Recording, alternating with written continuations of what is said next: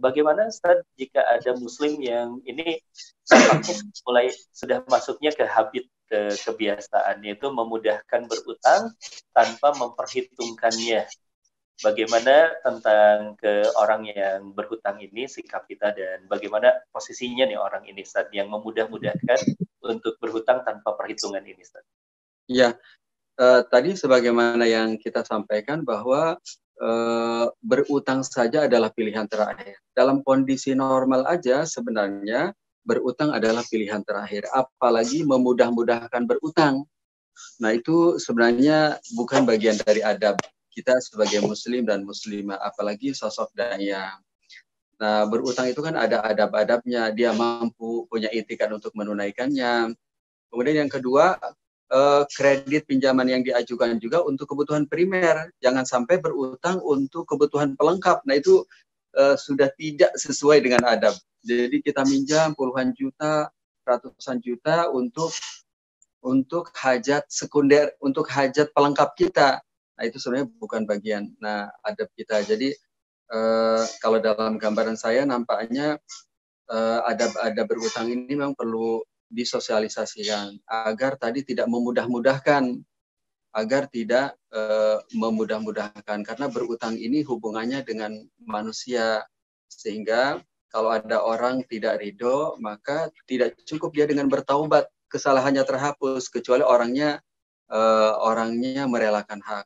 Bahkan dalam beberapa hadis disampaikan matlul ghani zulmun yuhilu irdahu wa uqubatahu. Apabila seseorang meminjam kemudian ia terlambat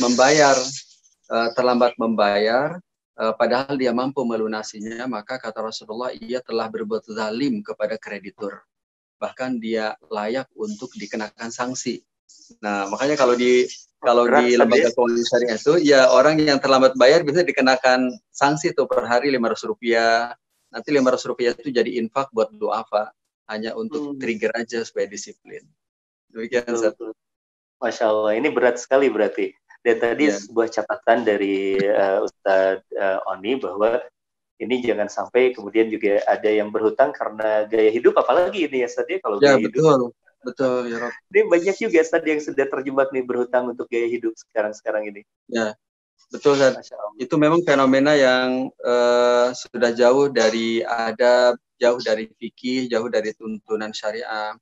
Bagaimana mungkin kalau tracknya aja adab itu pilihan terakhir, memudah-mudahkan aja tidak boleh. Nah, ini ada yang lebih parah lagi, jadi gaya hidup gitu. Gaya hidup. Jadi ya aduh, PR besar sekali itu ya. Iya, Masya Allah. Baik, Ustaz, ada beberapa pertanyaan lagi. Ada sahabat Arif Rahman bertanya, Ustaz, saya pernah tanya kepada seorang teman, beliau bilang jika kita berhutang tuh beli kredit kendaraan misalnya Ustaz, seperti motor itu boleh, tapi kalau kita berhutang untuk beli seperti rumah jadinya tidak boleh. Ini bagaimana sih Ustaz sebenarnya hutang yang boleh dan tidak boleh berkenaan dengan tadi kebutuhannya, memang ini bukan kebutuhan yang seperti sangat darurat tentang pangan dan lain sebagainya, tapi ini ada kendaraan, ada rumah. Bagaimana dengan kasus-kasus seperti ini Ustaz? Iya, jadi sebenarnya ini mungkin ada dua hal yang perlu dijelaskan.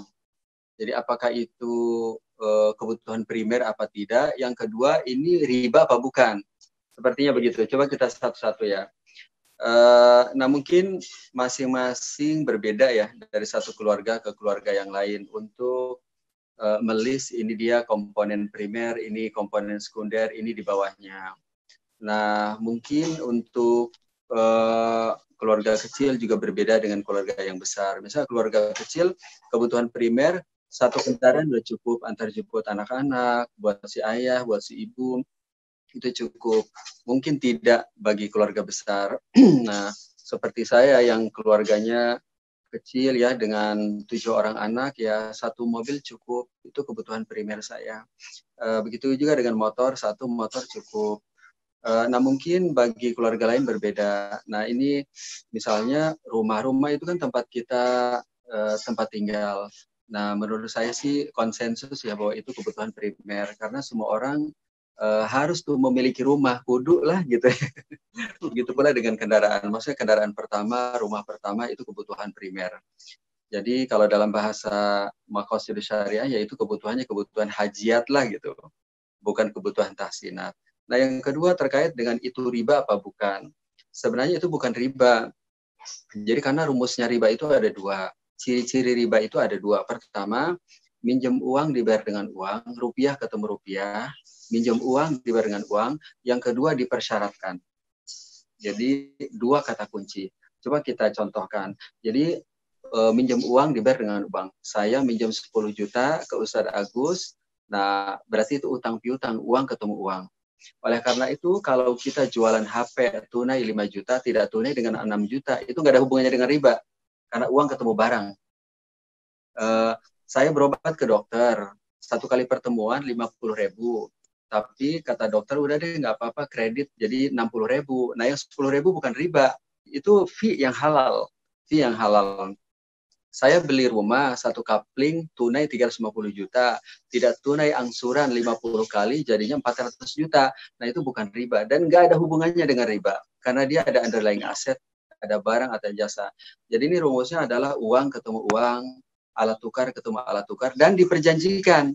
Diperjanjikan. Jadi saya minjam 10 juta harus dibayar 12. Tapi kalau tidak diperjanjikan, pada saat saya pinjam 10 juta, ya dibayar 10 juta. Pada saat pelunasan saya bawa uang tambahan 2 juta. Nah itu bukan riba juga karena tidak dipersyaratkan. Justru itu menunaikan adab dari seorang debitur. Sesuai dengan hadis Rasulullah SAW, khiyaruhum ahsanuhum qadaan. Sebaik-baiknya peminjam adalah orang yang terbaik dalam melunasi kewajibannya, salah satunya melebihi gitu ya. Dipersyaratkan jadi riba, tidak dipersyaratkan menjadi sedekah gitu ya. Demikian, Ustaz.